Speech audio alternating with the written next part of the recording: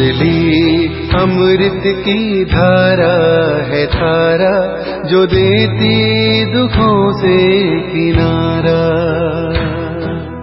मुरली अमृत की धारा है धारा, जो देती दुखों से किनारा। भूले जीवन में हो जाए शिव बाबा मुरली में समझाए। भूले जीवन में हो जाए शिव बाबा मुरली में समझाए। ओम शांति। आज की तारीख है 19/1/2023 की साकार मुरली। बाबा के महावाक्य। मीठे बच्चे, साकार शरीर को याद करना भी भूत अभिमानी बनना है, क्योंकि शरीर 5 भूतों का है। तुम्हें तो देही अभिमानी बन एक विदेही बाप को याद करना है। प्रश्न: सबसे सर्वोत्तम कार्य कौन सा है जो बाप ही करते हैं? उत्तर: सारी तमो प्रधान सृष्टि को सतो प्रधान सदा सुखी बना देना, यह है सबसे सर्वोत्तम कार्य जो बाप ही करते हैं। इस ऊंचे कार्य के कारण उनके यादगार भी बहुत ऊंचे ऊंचे बनाए हैं। प्रश्न: किन 2 शब्दों में सारे ड्रामा का राज आ जाता है? उत्तर: पूज्य और पुजारी। अब तुम पूज्य हो, तब पुरुषोत्तम हो, फिर मध्यम कनिष्ठ बनते। माया पूज्य से पुजारी बना देती है। गीत: महफिल में जल उठी क्षमा। महफिल में जल उठी क्षमा, महफिल में जल उठी क्षमा, करवाने के लिए प्रीत बनी है दुनिया में मर जाने के लिए। महफिल में। ओम शांति। भगवान बैठ बच्चों को समझाते हैं कि मनुष्य को भगवान नहीं कहा जा सकता। ब्रह्मा विष्णु शंकर का भी चित्र है, उनको भगवान नहीं कह सकते। परमपिता परमात्मा का निवास उनसे भी ऊंच है, उनको ही प्रभु ईश्वर भगवान आदि कहते हैं।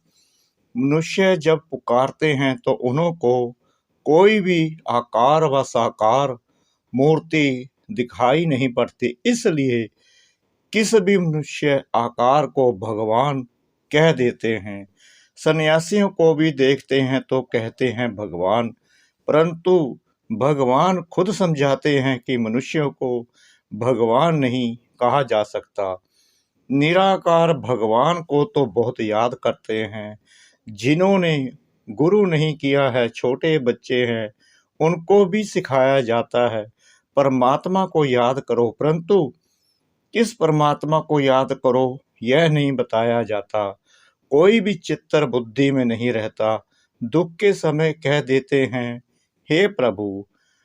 कोई गुरु व देवता आदि का चित्तर उनके सामने नहीं आता है।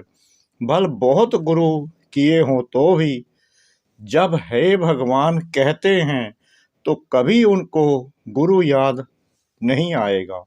अगर गुरु को याद कर और ही भगवान कहे तो वह मनुष्य तो जन्म मरण में आने वाला हो गया। तो यह गोया 5 तत्वों के बने हुए शरीर को याद करते हैं, जिसको 5 भूत कहा जाता है। आत्मा को भूत नहीं कहा जाता, तो वह जैसे भूत पूजा हो गई। बुद्धि योग शरीर तरफ चला गया। अगर किसी मनुष्य को भगवान समझते तो ऐसे नहीं कि उनमें जो आत्मा है उसको याद करते हैं। नहीं, आत्मा तो दोनों में है, याद करने वाले में भी है, तो जिसको याद करते हैं उनमें भी है। परमात्मा को तो सर्वव्यापी कह देते, परंतु परमात्मा को पाप आत्मा नहीं कहा जा सकता। वास्तव में परमात्मा नाम जब निकलता है तो बुद्धि निराकार तरफ चली जाती है। निराकार बाप को निराकार आत्मा याद करती है, उसको देही अभिमानी कहेंगे।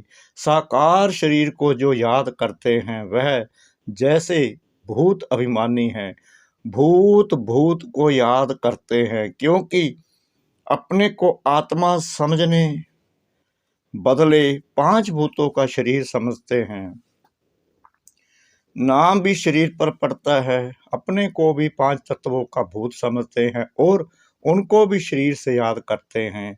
देही अभिमानी तो है नहीं, अपने को निराकार आत्मा समझे तो निराकार परमात्मा को याद करे।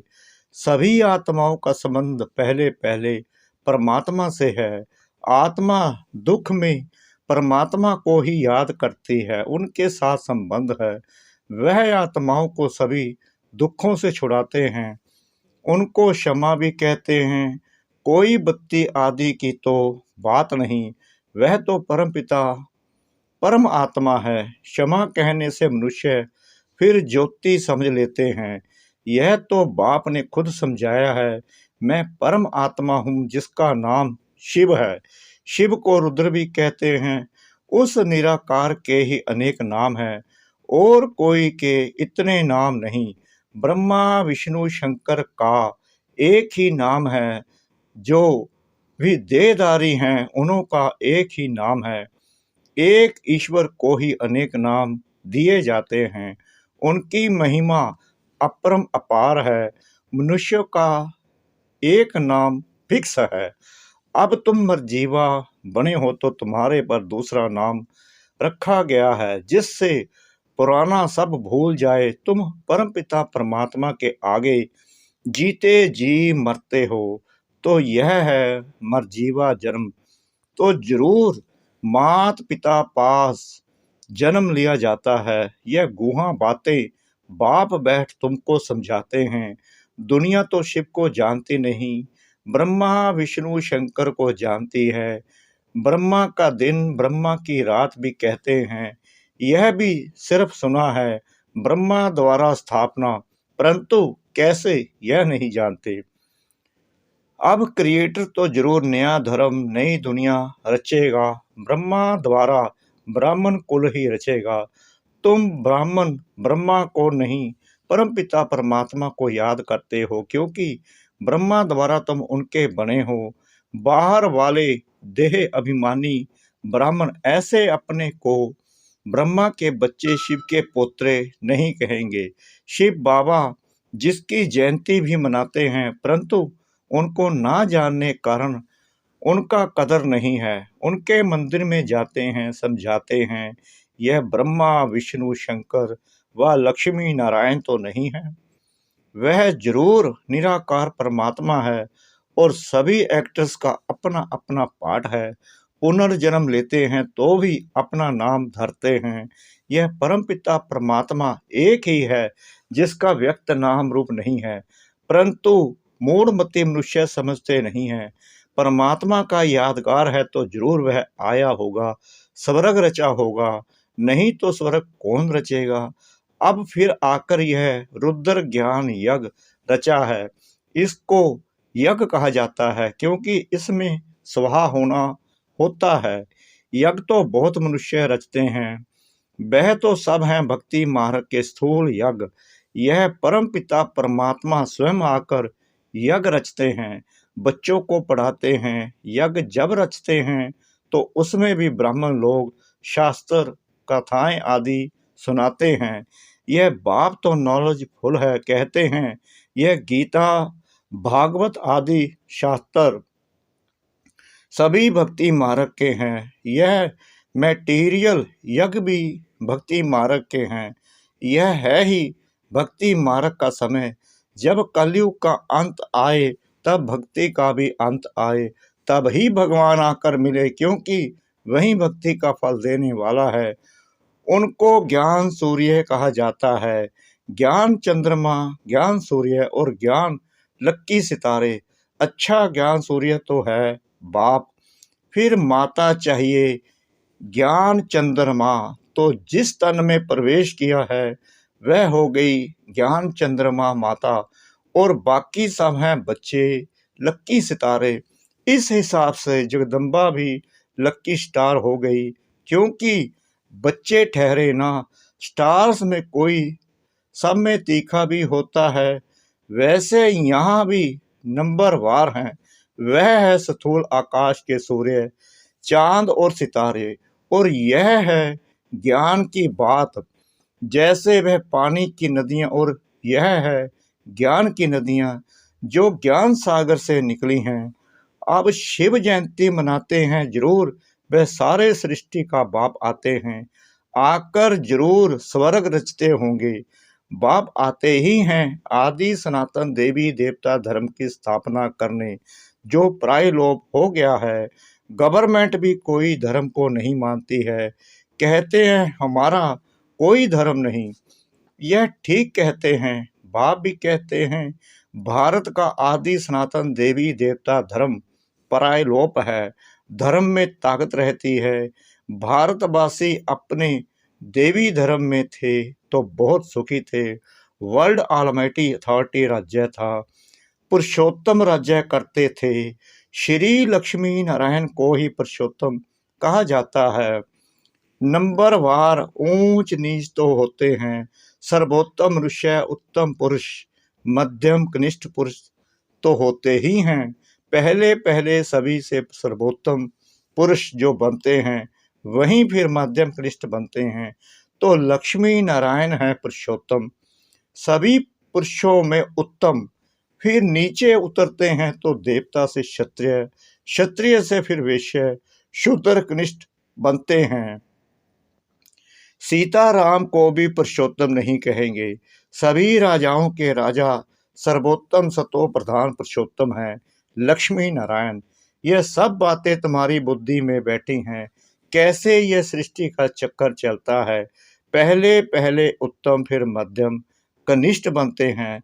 इस समय तो सारी दुनिया तमो प्रधान है, यह बाप समझाते हैं, जिसकी अब जयंती मनाएंगे। तुम बता सकते हो कि आज से 5000 वर्ष पहले परमपिता परमात्मा शिव पधारे थे, नहीं तो शिव जयंती क्यों मनाते। परमपिता परमात्मा जरूर बच्चों के लिए सौगात ले आएंगे और जरूर सर्वोत्तम कार्य करेंगे। सारी तमो प्रधान सृष्टि को सतो प्रधान सदा सुखी बनाते हैं। जितना ऊंच है उतना ऊंच यादगार भी था। जिस मंदिर को लूट कर ले गए, मनुष्य चढ़ाई करते ही हैं धन के लिए, फॉरेन से भी आए धन के लिए। उस समय भी धन बहुत था, परंतु माया रावण ने भारत को कोड़ी तुल्य बना दिया है। बाप आकर हीरे तुल्य बनाते हैं। ऐसे शिव बाबा को कोई भी नहीं जानते हैं, कह देते सर्वव्यापी है, यह कहना भी भूल है।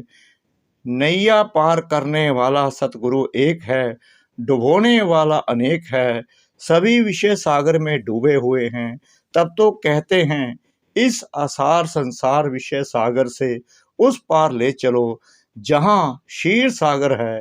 गाया भी जाता है कि विष्णु क्षीर सागर में रहते थे। स्वर्ग को क्षीर सागर कहा जाता है, जहाँ लक्ष्मी नारायण राज्य करते हैं। बाकी ऐसे नहीं, विष्णु वहाँ क्षीर सागर में विश्राम करते हैं। वो लोग तो बड़ा तालाब बनाकर उसके बीच में विष्णु को रखते हैं। विष्णु भी लंबा चौड़ा बनाते हैं। इतने बड़े तो लक्ष्मी नारायण होते नहीं, बहुत बहुत 6 फुट होंगे। पांडवों के भी बड़े बड़े बुत बनाते हैं। रावण का कितना बड़ा बुत बनाते हैं, बड़ा नाम है तो बड़ा चित्र बनाते हैं। बाबा का नाम भल बड़ा है, परंतु उनका चित्र छोटा है। यह तो समझाने लिए इतना बड़ा रूप दे दिया है।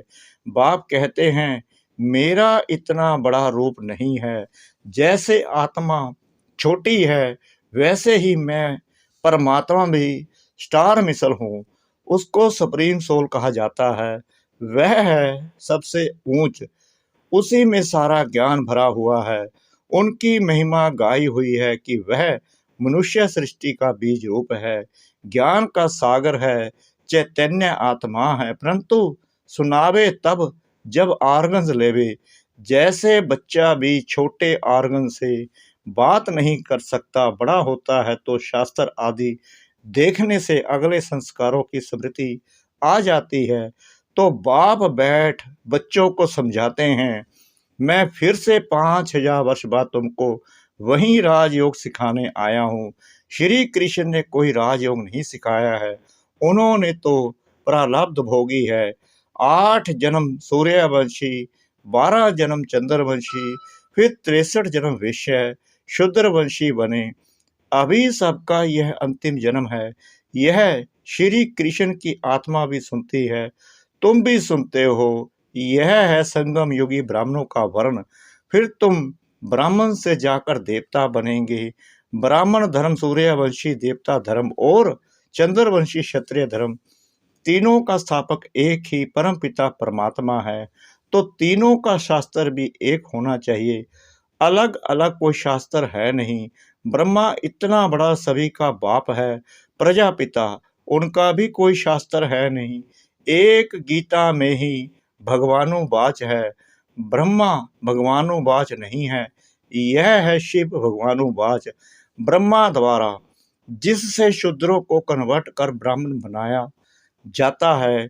ब्राह्मण ही देवता, और जो नापास होते हैं वह क्षत्रिय बन जाते हैं। 2 कला कम हो जाती है। कितना अच्छी रीति समझाते हैं। ऊंच ते ऊंच है परम पिता परमात्मा, फिर ब्रह्मा विष्णु शंकर, उनको भी पुरुषोत्तम नहीं कहेंगे। जो पुरुषोत्तम बनते हैं वहीं फिर कनिष्ठ भी बनते हैं। मनुष्यों में सर्वोत्तम है लक्ष्मी नारायण, जिसके मंदिर भी हैं, परंतु उनकी महिमा को कोई जानते नहीं है, सिर्फ पूजा करते रहते हैं। अब तुम पुजारी से पूज्य बन रहे हो, माया फिर पुजारी बना देती है। ड्रामा ऐसा बना हुआ है, जब नाटक पूरा होता है तभी मुझे आना पड़ता है, फिर वृद्धि होना भी ऑटोमेटिकली बंद हो जाता है। फिर तुम बच्चों को आकर अपना अपना पाठ रिपीट करना है। यह परमपिता परमात्मा खुद बैठ समझाते हैं, जिसकी जयंती भक्ति मार्ग में मनाते हैं। यह तो मनाते ही रहेंगे, स्वर्ग में तो कोई भी जयंती नहीं मनाते हैं। श्री कृष्ण राम आदि की भी जयंती नहीं मनाएंगे, वह तो खुद प्रैक्टिकल में होंगे। यह तो होकर गए हैं तब मनाते हैं। वहाँ वर्ष वर्ष श्री कृष्ण का बर्थडे नहीं मनाएंगे, वहाँ तो सदैव खुशियाँ हैं ही। बर्थडे क्या मनाएंगे? बच्चे का नाम तो माता पिता ही रखते होंगे, गुरु तो वहाँ होता नहीं। वास्तव में इन बातों का ज्ञान और योग से कोई कनेक्शन नहीं है। बाकी वहाँ की रस्म क्या है सो पूछना होता है, या तो बाबा कह देंगे, वहाँ के कायदे जो होंगे वह चल पड़ेंगे। तुमको पूछने की क्या दरकार है? पहले मेहनत कर, अपना पद तो प्राप्त कर लो, लायक तो बनो, फिर पूछना। ड्रामा में कोई ना कोई कायदा होगा। अच्छा, मीठे मीठे सिखला दे बच्चों प्रति माता पिता बाप दादा का याद प्यार और गुड मॉर्निंग। रूहानी बाप की रूहानी बच्चों को नमस्ते। हम रूहानी बच्चों की रूहानी बाप दादा को श्रद्धा भरी प्रेम भरी नमस्ते। शुक्रिया बाबा, शुक्रिया बाबा, शुक्रिया बाबा। इस मीठी मीठी मीठी मुरली के लिए, धारणा के लिए मुख्य सार। नंबर 1, अपने को निराकार आत्मा समझ निराकार बाप को याद करना है, किसी भी देहधारी को नहीं। मरजीवा बन पुरानी बातों को बुद्धि से भूल जाना है।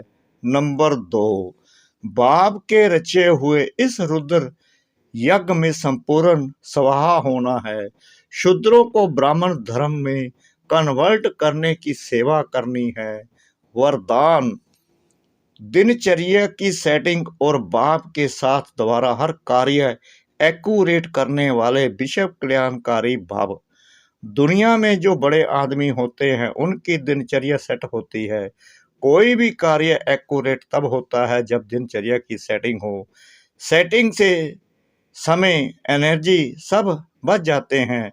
एक व्यक्ति 10 कार्य कर सकता है, तो आप विश्व कल्याणकारी जिम्मेवार आत्माएं हर कार्य में सफलता प्राप्त करने के लिए दिनचर्या को सेट करो और बाप के साथ सदा कंबाइंड होकर रहो। 1000 भुजाओं वाला बाप आपके साथ है, तो एक कार्य के बजाय 1000 कार्य एक्यूरेट कर सकते हो। स्लोगन: सर्व आत्माओं प्रति शुद्ध संकल्प करना ही वरदानी मूर्त बनना है। सर्व आत्माओं प्रति शुद्ध संकल्प करना ही वरदानी मूर्त बनना है। ओम शांति।